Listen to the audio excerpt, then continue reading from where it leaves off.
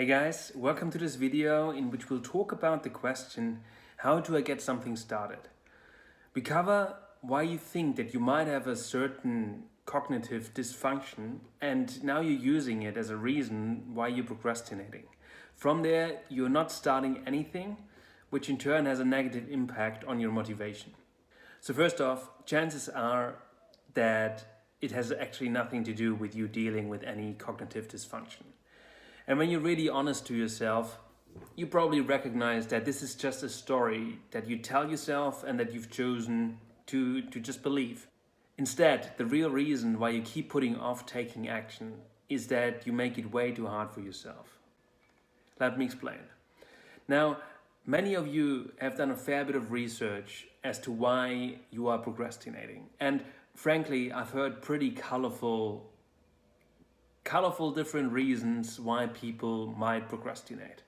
I have a cognitive dysfunction, my prefrontal cortex is not working properly, I'm depressed, I have ADHD, etc., etc. And whilst for some of you these might all be officially diagnosed symptoms and they might actually be true, for many of you have come to this conclusion based on their own research that you have done. And now there's nothing wrong with this research, but let's also face it, nowadays we consume a lot of our knowledge from Google, from YouTube, from wherever in the web. And many of these sources are actually very, very questionable. And for some reason, we just take it for granted, whatever we read. And we then also we reference it and we are looking for, is that true for me? Is that what I do? And you almost go in a way well, oh yeah, actually I do this, I do that. And all of a sudden you come to a self-diagnosis of what your condition is, which might or might not be right. And this is exactly the biggest risk that I see, because regardless of whether you're accurate or not in your research, the biggest downfall you have with this is that whether you're right or wrong, you're going to be correct. Once you come to this belief that things are in a certain way, you're going to be correct. The reason why that is because you want to create you want to confirm that bias, you want to confirm that conclusion that you've come to, and that then therefore also has an impact on your behavior. Unconsciously, from that point onwards, you're looking for confirmation that your belief is true, that what you've identified is true. You unconsciously try to create certainty for yourself.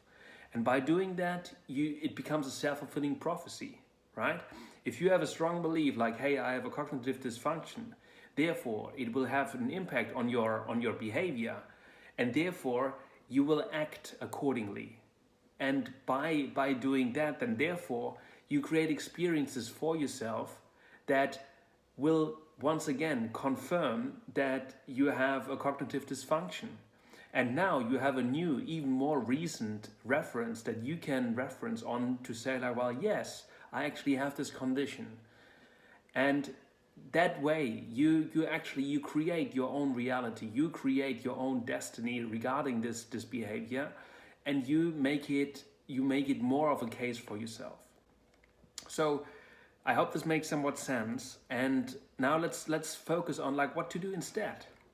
Now, we need to understand that as humans, everything we do, we do it to fulfill one of our basic instincts or one of our fundamental values.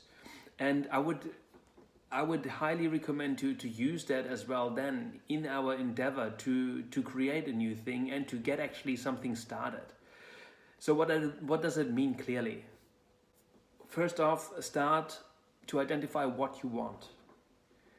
If you don't know what you're aiming for, how are you supposed to act? So identify what you want and make it clear, make it something tangible for yourself to say well, hey, this is actually what I'm going to see and hear that lets me know that I have achieved this goal and that I'm actually there. Second piece, elicit what's important about achieving this goal for you. What would you get that would really excite you about accomplishing this goal?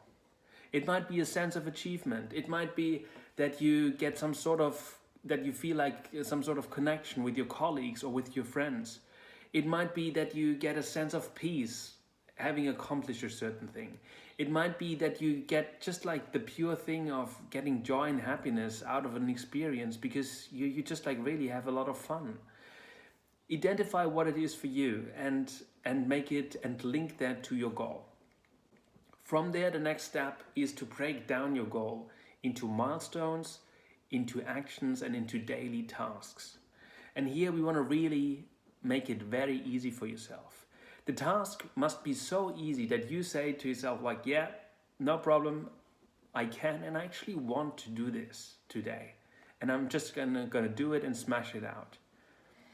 This is what we call the minimal viable action, and it's a super powerful tool just like to make this barrier of taking action as low as possible. And then the last piece is really just like it's about continuing to take this task on a daily level for at least 3 weeks. And this way we are building the neural pathways, and what that means in other words is just like we're creating a new empowering habit for you. That way, after these 3 weeks, you don't even need to think about it anymore. You just like automatically, instinctively do it. And having done something for 3 weeks in a row, you will recognize that you'll be blown away how much you can create for yourself in a rather short amount of time. Now, above is an easy way to get something started. If, however, you continue to tell yourself this story that you have a cognitive dysfunction, chances are that you will continue to create the corresponding experiences for yourself, and ultimately by doing that, it becomes a self-fulfilling prophecy. And I'll let you choose whether you want to go down that path. I hope this makes sense. If you have any questions, just like post them down there in the comment section. If you like the video, please do like it, and I will see you in the next one. Cheers, guys.